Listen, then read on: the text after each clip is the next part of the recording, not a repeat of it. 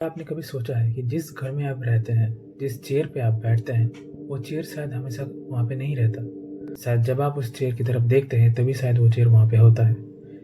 या फिर जो लाल रंग आपको इतना ज़्यादा पसंद हो, वो लाल रंग शायद लाल रंग का है ही नहीं। शायद उसका कलर कुछ और ही है, बट आपको कभी पता नहीं चला क्योंकि आपने इन चीज़ों के बारे में कभी सोचा नहीं। क्या इस दुनिया में सच में ऐसा कोई पत्थर एग्जिस्ट करता है जो कि आलू को सच में सोने में बदल दे? यूनाइटेड स्टेट्स में 2016 में क्लाउन की साइटिंग्स अचानक से इतनी ज़्यादा बढ़ क्यों गई? आखिर एक स्क्विड जिसको ओशन में होना चाहिए, वो एक ऑयल रिफाइनरी में क्या कर रहा था? और हमारे देश के लिए क्रिकेट जो कि बहुत ही ज़्यादा इंपॉर्टेंट है, क्या वो स्क्रिप्टेड है? इस वीडियो को देखने के बाद आपके पास इन सारे सवालों के जवाब होंगे जो कि मैं आपको दूंगा। So let's move on to the actual video.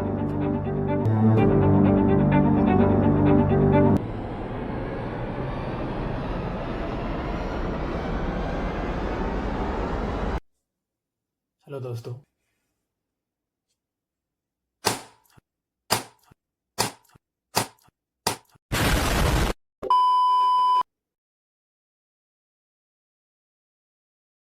So without delay let's start the video. So the 21st जो केस है वो है बॉय इन द बॉक्स।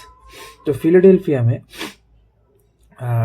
फरवरी के 25 शायद 1957 में एक बॉय की बॉडी एक रिवर साइड में मिली थी। The boy was not alive when he was found in the box. The box was a cardboard box. The boy inside the box was naked. The boy seemed malnourished, badly beaten, with multiple scars on his body, recently cut hair, and wounds indicating prior abuse. तो ये सब चीज़ें एक ही तरफ direct करती है कि वो जो लड़का था उसको किसी ने उसके साथ बहुत ही ज़्यादा खराब चीज़ें की थी। रोड के बॉक्स में पैक करके फेंक दिया। जो सबसे वियर्ड चीज़ है इस केस के बारे में, जब वो लड़का मिसिंग गया था तो उस आसपास में बहुत कुछ ऑर्फनेज थे या जो घर थे, उनमें से किसी से भी एक मिसिंग बॉय की रिपोर्ट फाइल नहीं हुई थी, विच इज़ वेरी क्रेजी क्योंकि एक बच्चा गुम जाना एक बहुत ही बड़ी बात है। ये केस अभी भी अनसॉल्व्ड ही है। किसने उस बच्चे को मारा कभी भी पता नहीं चला। इसको लेके बहुत सारी थ्योरीज हैं, जैसे foster home theory, Martha theory, kidnapping और adoption scam gone wrong, refugee immigrant theory. Moving on, आप में से कुछ लोगों ने गेम्स तो खेले ही होंगे। Which I mean by saying that is, अगर कोई कैरेक्टर गेम के अंदर एक स्पेसिफिक जगह की तरफ देखे, लाइक अगर उसका रेंज ऑफ व्यू एक स्पेसिफिक डायरेक्शन में हो, तो ही उस जगह की जो बिल्डिंग्स बोलो, ऑब्जेक्ट्स बोलो, ट्रीज बोलो, ह्यूमंस बोलो, वो फॉर्मेशन स्टार्ट होती है। और जो उसके रेंज ऑफ व्यू के अंदर जो चीज़ें नहीं है वो चीज़ें फॉर्म नहीं होती। The 22nd theory is that reality simulation कहा गया। इस थ्योरी के अंदर ऐसा कहा गया है कि हम जो इंसान हैं, हम भी एक रियलिटी सिमुलेशन के अंदर हैं। मस्क रिसेंटली निखिल कामत के साथ एक पॉडकास्ट में आए थे, तो उन्होंने वहाँ पे एक बहुत ही हॉरिफिक पॉसिबिलिटी के बारे में बात की थी कि जो ऑनलाइन गेम्स थे वो इन्हीं कुछ सालों में इतने ज़्यादा डेवलप कर गए हैं कि वो ऑलमोस्ट रियलिस्टिक दिखते हैं, फोटो रियलिस्टिक वीडियो गेम्स। तो why is it not possible कि हम खुद भी एक फोटो रियलिस्टिक सिमुलेशन के अंदर नहीं है? Is really a brain fog theory. Like जब आप किसी चीज़ की तरफ देखते हैं तो ही वो चीज़ आती है, वरना वो चीज़ वहाँ पे नहीं थी।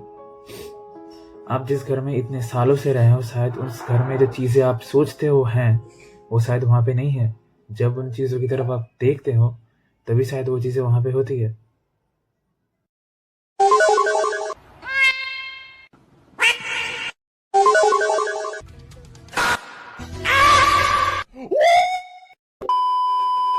इसके बाद वाली जो थियरी है वो भी हमारे से ज़्यादा रिलेटेड नहीं है। ये यूएसए में ज़्यादा होता है क्योंकि उनके वहाँ पे हैलोवीन मनाया जाता है।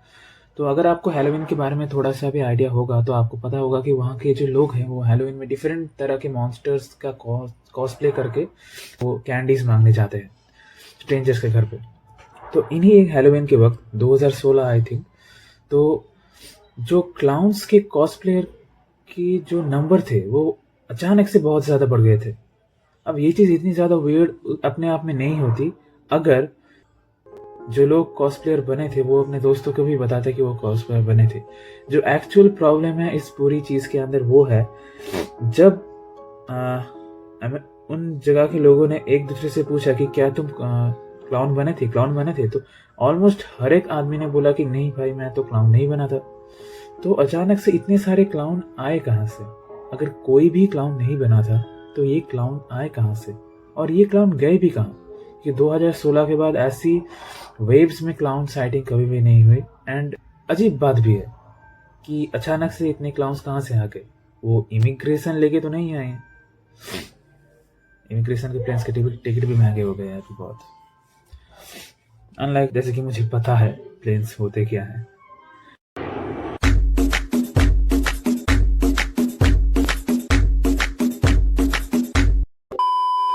Moving on to the next theory. तो इसके बाद वाली जो थ्योरी है वो बहुत ही ज़्यादा स्टूपिड है। मैं खुद से ही बोल देता हूँ, वो बहुत ही ज़्यादा स्टूपिड है, क्योंकि इस थ्योरी का नाम है स्पेस इज फेक। हमारे बहुत खतरनाक है। इसके बाद मैं और कुछ नहीं बोलूंगा। Let's move on to the next theory. जो हमारी 25th थ्योरी है वो है पैंथेइज्म। अगर आपको याद हो तो इससे पहले शायद इसी टीयर में या फिर इससे पहले वाले टीयर में हमने एक और कंस्पिरेसी थ्योरी के बारे में बात की थी, जो थी ट्रांसह्यूमनिज्म, जो कि एक थ्योरी से ज़्यादा एक फिलोसॉफी थी। उसी के साथ सेम ही पैंथेइज्म भी एक थ्योरी से ज़्यादा एक फिलोसॉफी है। पैंथेइज्म ये दावा करती है कि इस दुनिया में कोई गॉड नाम का अलग चीज़ एग्जिस्ट नहीं करता। तो अगर कोई गॉड एक ग्रेटर प्रेजेंस है तो इस दुनिया में डिस्क्रीट तरह से कोई गॉड का अलग प्रेजेंस नहीं है। हमारे चारों तरफ जो चीज़ है, हम है, यूनिवर्स है, उसमें जो प्लैनेट्स है, उनको मिला के ही गॉड का एग्जिस्टेंस बनता है। और यही चीज़ पैंथेइज्म प्रमोट करती है। इस चीज़ का इन्फ्लुएंस आपको हिंदू माइथोलॉजी में बहुत ही ज़्यादा देखने को मिलेगा। शायद आपके मम्मी पापा ने ये चीज़ कभी ना कभी आपको ऐसे मॉरल लेसन भी दी होगी कि गॉड हर चीज़ के अंदर रहते हैं। Moving on to the next theory. मेरे पापा फोन में बात कर रहे हैं।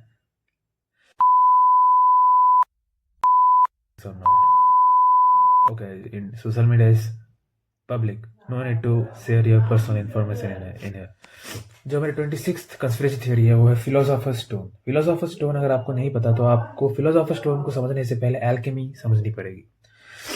एल्केमी इज ए टेक्निक जिसमें आप कुछ स्पेसिफिक जियोमेट्रिकल लाइंस को ड्रॉ करके एक स्पेसिफिक आइटम को एक दूसरे स्पेसिफिक आइटम में ट्रांसफॉर्म कर सकते हैं उसी वक्त। ऐसी मशीन लगाऊंगा, इस साइड से आलू घुसेगा, उस साइड से सोना निकलेगा।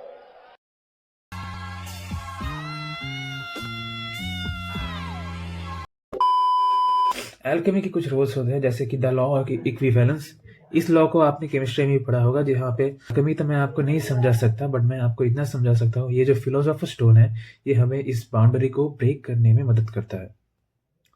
इसका अगर मैं अच्छा एग्जांपल दूं, अगर आप में से कुछ लोगों ने एनीमे देखा होगा, जो आपने देखा होगा, क्योंकि मुझे पता है कि जो एक बच्चा है जो ये वीडियो देख रहा है, मुझे बुद्धू बनाने की कोशिश मत कर। मुझे मेरे पहचान फुल मेटल अल्केमिस्ट ब्रदरहुड, जो कि एल्केमी के बारे में है, वहाँ पे इस फिलोसोफर स्टोन के बारे में बताया गया है। जो ये स्टोन है वो आपको किसी भी चीज़ को किसी भी चीज़ में ट्रांसफॉर्म करने में मदद करता है without any boundaries. Next theory, जो 27th थ्योरी है वो बहुत ही ज़्यादा पॉपुलर है। इस थ्योरी के बारे में बहुत ही ज़्यादा डिबेट हुए हैं, साइंटिफिक रिसर्चेस भी हुए हैं। जो 27th थ्योरी है उसका नाम है my red is not your red. मतलब मेरे लिए जो कलर लाल है वो आपके लिए लाल नहीं है। पूरा ठेला लाल है, लाल है। ये पिंक है। यही तो मैंने बोला, लाल है पूरा। इसके ऊपर ये वीडियो और वी सॉस ने भी वीडियो बनाई है। लाइक वीसॉस का कंटेंट भी क्या है मुझे तो अभी तक पता नहीं चला। कि my red is not red is a very popular conspiracy theory, जहाँ पे ऐसा कहा जाता है कि आपके लिए जो रंग लाल है उस आपका दोस्त, उनके लिए वो कलर लाल नहीं हो सकता हमेशा। उनको शायद उनके लिए जो लाल कलर का इंटेंसिटी है वो थोड़ा अलग हो, या फिर ये भी हो सकता है वो लाल रंग को एकदम ही अलग देखते हो। इस बात को सुनने के बाद शायद आपको ऐसे लगना स्टार्ट हो गया होगा कि बहुत ही ज़्यादा डम बात है। अगर किसी को लाल रंग प्रॉपरली नहीं दिखता तो कोई ना कोई तो आज तक आ ही जाता है इस बात को प्रूव करने के लिए कि उसके कॉर्निया में जो लाल रंग का जो परसेप्शन है वो दूसरों के कॉर्निया के कलर के परसेप्शन से अलग। नॉनदलेस ये चीज़ बहुत ही ज़्यादा इंटरेस्टिंग है अगर आप इसके बारे में सोचने जाए कि आप जो चीज़ जिस कलर में देखते हैं शायद दुनिया में एक ऐसा भी बंदा है जो उस कलर को उस कलर से कोरिलेट करके नहीं देखता। Is very interesting. Moving on to the next theory. तो इसके बाद वाली जो थ्योरी है वो है ऑरा। ज़्यादा बात नहीं इसके बारे में, ये रहा स्क्रीनशॉट। और जो जानना है आप देख सकते हैं, बस मैं नहीं बात करने वाला इस चीज़ के बारे में। Moving on to the next theory.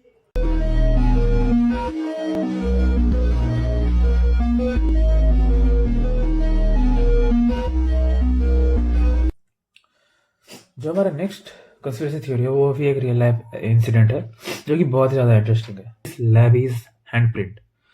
तो फ्रांसिस लेवी एक फायर फाइटर थे, बहुत ही रेस्पेक्टेबल जॉब। तो एक दिन फ्रांसिस लेवी जब एक घर में आग लगी थी, उस घर में किसी लोगों को बचाने गए थे, उस आग में वो फ्रांसिस लेवी मारे गए। बट जो वियर्ड चीज़ थी, फ्रांसिस लेवी का एक हैंड प्रिंट एक कांच के ऊपर रह गया और बहुत कोशिश करने के बाद भी वो हैंड प्रिंट वहाँ से गया नहीं। जिस कंपनी का वो ग्लास था, उन कंपनी के ग्लास वालों को भी बुलाया गया वहाँ पे, उस कंपनी के ग्लास वालों को भी बुलाया गया वहाँ पे चेक करने के लिए कि क्या बात है। बट उनको भी समझ नहीं आया कि एक हैंड प्रिंट उठ क्यों नहीं रहा। वो जो जगह थी जहाँ पे फ्रांसिस लेवी की हैंड प्रिंट था, वो बहुत ही ज़्यादा एक टूरिस्ट अट्रैक्शन प्लेस बन गया। दूर दूर से लोग आते थे उस जगह को देखने के लिए। बट एक बहुत ही खराब चीज़ हुई। 1944 में एक बच्चे ने पत्थर फेंक के उस कांच को तोड़ दिया। तो उस कांच के टूटने के साथ साथ फ्रांसिस लेवी हैंड प्रिंट की लेगेसी भी टूट गई। जोक नहीं मारूंगा। Moving on to the next theory. जो हमारी 31st कॉन्स्पिरेसी थ्योरी है वो है प्रोफेशनल स्पोर्ट्स को लेके। ये थ्योरी का एक्चुअल नाम है प्रोफेशनल स्पोर्ट्स इज स्क्रिप्टेड। इस चीज तो WWE तो स्क्रिप्टेड था एब्सोल्युटली। WWE के स्क्रिप्टेड निकलने के बाद, जो कि बहुत ही ज़्यादा पहले निकल चुका था, बहुत सारे दूसरे स्पोर्ट्स के ऊपर भी ऐसा एलिगेशन लगा दिया गया कि वो स्पोर्ट्स भी स्क्रिप्टेड होते हैं। हमारे देश के लिए क्रिकेट बहुत ही ज़्यादा इंपॉर्टेंट है और cricket, football, tennis, any other kind of sport जिसमें स्किल लगता है, तो उस गेम को स्क्रिप्ट करना बहुत ही ज़्यादा मुश्किल है। तो मैं तो इस चीज़ में ज़्यादा नहीं मानता, इसलिए मैं इसके अगर आपको इस चीज़ के बारे में ज़्यादा नॉलेज है कि क्यों आपको लगता है कि प्रोफेशनल स्पोर्ट्स स्क्रिप्टेड होते हैं, तो आप कमेंट्स में मुझको ज़रूर बता सकते हैं कि आपको ऐसा क्यों लगता है। मैं बहुत ही ज़्यादा आभारी रहूँगा अगर आप कमेंट करके मुझे समझाएंगे कि आपको ऐसा क्यों लगता है। Moving on to the next theory. जो मेरी 32nd कंस्पिरेसी थ्योरी है वो है large hadron collider conspiracy theory. तो ये कंस्पिरेसी थ्योरी मैं बात करने से पहले कह देता हूँ कि इस कंस्पिरेसी थ्योरी को बैक करने के लिए कोई भी साइंटिफिक प्रूफ नहीं है। बट तो जो लार्ज हेड्रन कोलाइडर है, जिसको मैं LHC बोलूँगा क्योंकि ईजी होता है बोलना, तो जो फर्स्ट क्लेम है इस कंस्पिरेसी थ्योरी का वो है कि जब LHC में जब पार्टिकल्स को light almost 99% speed of light से कोलाइड किया जाए तो उनसे ब्लैक होल्स का फॉर्मेशन हो सकता है। तो the thing that I am trying to explain is, सोचो कि यहाँ पे एक एटम है, उनके बीच में कोलिशन किया आपने, तो उसमें से एक ब्लैक होल बन जाए। इस ब्लैक होल को बनाने से रोकने के लिए इससे फ्यूचर में एक कोलिशन होगा जिसके टाइम वेव के जो वेव्स है वो स्पेस टाइम में ट्रैवल करके आपके पास आएंगे और आपको स्टॉप करेंगे इस एक्सपेरिमेंट को करने से। शायद इस एक्सपेरिमेंट को करने से नहीं, कुछ ऐसे चेंजेस होंगे जिससे आप कभी भी उस लिमिट तक पहुंच ही नहीं पाएंगे जिससे आप इस पूरी दुनिया को तबाह कर दे। मैं क्वांटम मैकेनिक्स एटम्स के बारे में आपको ज़्यादा नहीं बता सकता क्योंकि मैं एक स्टूडेंट हूँ। बट अगर आप एक रिसर्चर हैं तो आपको इन चीज़ों के बारे में ज़्यादा पता होगा। एंड एब्सोल्युटली मैं एक चीज़ पहले भी बता चुका हूँ, ये चीज़ों के बारे में कोई भी साइंटिफिक एविडेंस नहीं है और होना भी नहीं चाहिए क्योंकि ये मज़े के लिए बनाई गई थ्योरीज है और इनके बारे में बात करने में ही ज़्यादा अच्छा लगता है। Moving on to the next theory. Next conspiracy theory है वो है world war 2 black book.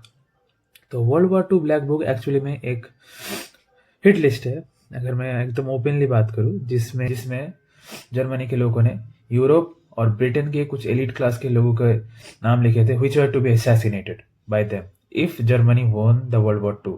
But Germany world war 2 नहीं जीती तो ये जो हिट लिस्ट थी ये सोफा के ऊपर पड़ी थी। बहुत ही रैंडम लोकेशन, सोफा के ऊपर ऐसे हिट लिस्ट कौन फेंक के रखता है। Moving on to the next theory. जो 34th कंस्पिरेसी थ्योरी है उसके बारे में मुझे ज़्यादा आइडिया नहीं है। ये है फिश रेन। फिश रेन एक कंस्पिरेसी थ्योरी सबसे पहले क्यों है? Like fish rain I understand, कोई साइक्लोन अगर किसी ट्रॉपिकल रीजन में आता है तो साइक्लोन अगर सी की तरफ से आए तो वो बहुत ही ज़्यादा एनिमल्स को उसके प्रेशर की वजह से पानी से उठा लेता है, उसके बाद फेंक देता है।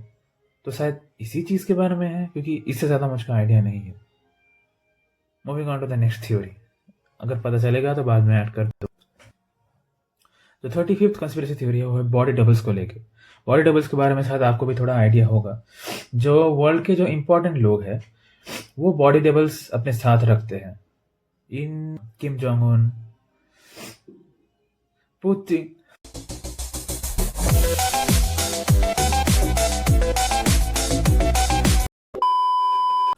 जो 36th कंस्पिरेसी थ्योरी है वो है निंजेंस को लेके। निंजेंस के बारे में जैसे आपको बिल्कुल भी नहीं पता मेरी तरह, जब मुझे भी इस कंस्पिरेसी थ्योरी को पढ़ने से पहले कुछ नहीं पता था इनके बारे में। तो निंजेंस जो होते हैं वो जापानीज लेजेंड है एक तरह के, जो कि ह्यूमन की तरह दिखने वाले डॉल्फिन है, जो पैसिफिक ओशन में रहते हैं और गाने गाते हैं। ज़्यादा बड़े होते हैं, like 15 to 20 feet I think. मैंने कहीं तो पढ़ा था कि 15 से 20 फीट के होते हैं। And please remember these are Japanese legends, there is no proof for their existence. इसके बाद वाली जो थ्योरी है वो है हुटा प्लान। इसके बारे में मैं शायद ज़्यादा बात नहीं करूँगा क्योंकि यूट्यूब को शायद ये चीज़ें पसंद नहीं आएंगी। तो वो एक पर्टिकुलर रेस का प्लान था एक दूसरे रेस के लिए, एंड इस प्लान को उन्होंने स्पेसिफिकली नाम दिया था द ग्रेट रिप्लेसमेंट थ्योरी। अब रिप्लेसमेंट का मतलब यहाँ पे वो क्या बोलना चाहते हैं और एक चीज़ किसने बोली थी किसके लिए, वो तो मैं नहीं बताने वाला, वो आपको खुद ही जानना पड़ेगा। क्योंकि मैं अगर यूट्यूब में ये सब चीज़ें बोल दूँ तो शायद यूट्यूब मेरे घर के अंदर आ जाएगा। जो 38th कंस्पिरेसी थ्योरी है वो है ऑयल पिट स्क्विड। तो ये चीज़ बहुत ही ज़्यादा वियर्ड है एंड ये रियल है, ये चीज़ असली में एग्जिस्ट करती है।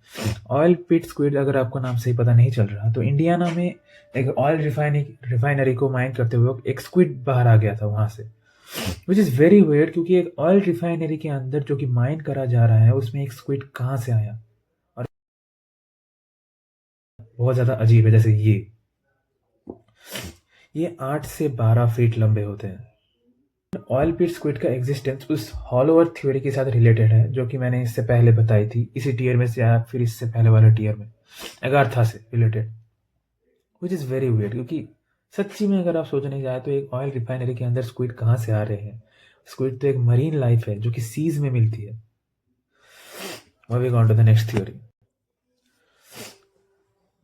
हमारी जो 39th कंस्पिरेसी थ्योरी है और जो कि मेरी बहुत ही ज़्यादा फेवरेट एक थ्योरी है वो है पीपल ऑफ द माउंट। 1820 में एक एनिमल रिसर्चर ये खोजने की कोशिश कर रहा था कि लीमर क्यों वर्ल्ड की कुछ स्पेसिफिक जगह में ही रहते हैं, बाकी जगहों में लीमर्स क्यों नहीं रहते।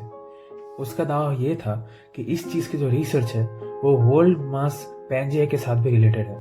पैंजिया अगर आपको नहीं पता तो एक वक्त में जब वर्ल्ड के सारे टेक्टोनिक प्लेट्स एक साथ थी, एक ग्रेटर लैंड मास थी, उसको पैंजिया बोला जाता था। और जो पूरे सीज थे जो एक के साथ एक कनेक्टेड थे उनको पैंथालासा किया कहा जाता था। इसी तो ये हिस्से जब अलग हो रहे थे एक दूसरे से तो उनमें से कुछ पार्ट समुद्र के नीचे सिंक कर गया था और इसको कहा गया था लिमेरिया। लिमेरिया नाम की जो ये जगह थी, इसके ही सपोजिटली कोस्ट लाइन रीजन में एक पहाड़ है जिसका नाम है माउंट चेस्टर। तो माउंट चेस्टर के आसपास जो लोकल्स लोग कहते हैं उनका ये दावा है कि कभी कभी रात में उन लोगों ने उस पहाड़ के ऊपर थोड़ी सी मूवमेंट देखी है। उनका दावा ये था उन पहाड़ के ऊपर जो लोग मूव कर रहे थे उनकी हाइट 9 फीट से भी ज़्यादा ऊपर थी। उन लोगों ने रोप्स पहन के रखे थे और वो लोग एक रिदम में पहाड़ आ जा रहे थे। क्योंकि ये पहाड़ मॉडर्न सिविलाइजेशन से अनटच था बहुत दिनों के लिए, तो थ्योरी ये बताई जाती है कि उन लिमेरियन जो लोग थे वो उन पहाड़ के अंदर से हॉलो अर्थ के अंदर चले गए थे एंड उन लोगों ने इसी हॉलो अर्थ में रहना स्टार्ट कर दिया और इतने दिनों तक वो वहाँ पर ही थे। अभी कभी कभी वो उन हॉलो अर्थ से बाहर आते हैं और जब वो बाहर आता है तभी इन लोकल लोगों ने उनको कभी ना कभी देख लिया होगा। तो चीज़ इस थ्योरी को और भी ज़्यादा इंटरेस्टिंग बनाती है वो है 1904 में एक दूसरे रिसर्चर को इसी पहाड़ के अंदर एक केव मिली, एक गुफा मिली जो सोने, जवाहरात, हीरो से भरी हुई थी। जब उसने एक टीम को फॉर्मुलेट किया उस पहाड़ के ऊपर रिसर्च करने के लिए, तो वो आदमी मिसिंग चला गया और उसके बाद उस आदमी का पता कभी भी नहीं चला। टियर 2 की जो लास्ट थ्योरी है वो है क्रिस्टल स्कल्स। पूरी दुनिया में ऐसे 13 स्कल्स मिले हैं जो कि एकदम ट्रांसपेरेंट है, एंड ये जो 13 स्कल्स मिले हैं वो एक दूसरे से बहुत ही ज़्यादा सिमिलर है, एंड ये सारे स्कल्स दुनिया के अलग अलग डिगिंग साइड में मिले हैं। कुछ दावे जो इन स्कल्स को लेके किए गए हैं वो है जब किसी आदमी ने इन स्कल्स को छुआ है तो उनको एक special wave of feelings inherit हुई है, उनको इस चीज़ों का एनर्जी फील हुई है, उनको कुछ मेमोरीज दिखी है जो उनकी नहीं थी। ऐसा उन लोगों का दावा है, मेरा नहीं। जो मैं कहना चाहता हूँ वो है ये जो 13 आदमी थे ये सब उस माउंट चेस्टर के अंदर थे, जो कि माउंट चेस्टर के भी अंदर नहीं, ये सारे लोग उस लिमेरिया नाम की जगह के रहने वाले थे। एंड पैंजिया अलग हो रहा था पूरी दुनिया से, तो इन सारे लोग एक दूसरे से अलग अलग हो गए, इसीलिए दुनिया के इतने सारे साइड्स में इनके स्कल्स मिले हैं। एंड ये सारे लोग हॉलो अर्थ के रहने वाले थे। That is an actual theory जो कि मुझे बहुत ही ज़्यादा पसंद आई। इसलिए मैं कह रहा था लास्ट की दो थ्योरीज है वो दूसरे से इंटर रिलेटेड है, एंड इसके बारे में बात करने में मुझे बहुत ज़्यादा मज़ा आया। With this and the video ends. Thank you for watching this whole ass long video कि आपने वक्त निकाल के मेरी इस पूरी वीडियो को देखा। Thank you for watching it. I hope कि आपको वीडियो पसंद आई होगी। एंड इसके बाद टियर 3 आएगा जो कि मैं आप वीकली अपलोड्स करूँगा, ज़्यादा नहीं करूँगा, डिसकंटिन्यू करूँगा अब मैं। एंड या that's it, that's the video. Thank you for watching it again, and आप होप कि आपको ये वीडियो पसंद आई होगी। अगर आपने इस वीडियो से पहले मेरे टियर 2 का फर्स्ट पार्ट या टियर 1 नहीं देखा है तो वो 2 वीडियोस आप देख लीजिए, उनका मैंने प्लेलिस्ट बना दिया है। And I will see you with tier 3। See ya. Video खत्म होने से पहले मैं कुछ बातें करना चाहूँगा। पहले तो ये साल शायद ख़त्म होने को आया है, जब तक आपको मेरी ये वीडियो मिलेगी शायद दिसंबर आ चुका होगा, तो उसके लिए एडवांस में मेरी क्रिसमस। मैं इस वक्त स्पॉटिफाई रैप ज़रूर आपके साथ शेयर करना चाहूँगा। ये रहे मेरे टॉप सॉन्ग्स और ये रहा मेरा क्लब। आप लोग भी आप कौन से क्लब में हैं ज़रूर लिख के बताइएगा। And see you in the next video. Stay happy, stay healthy, C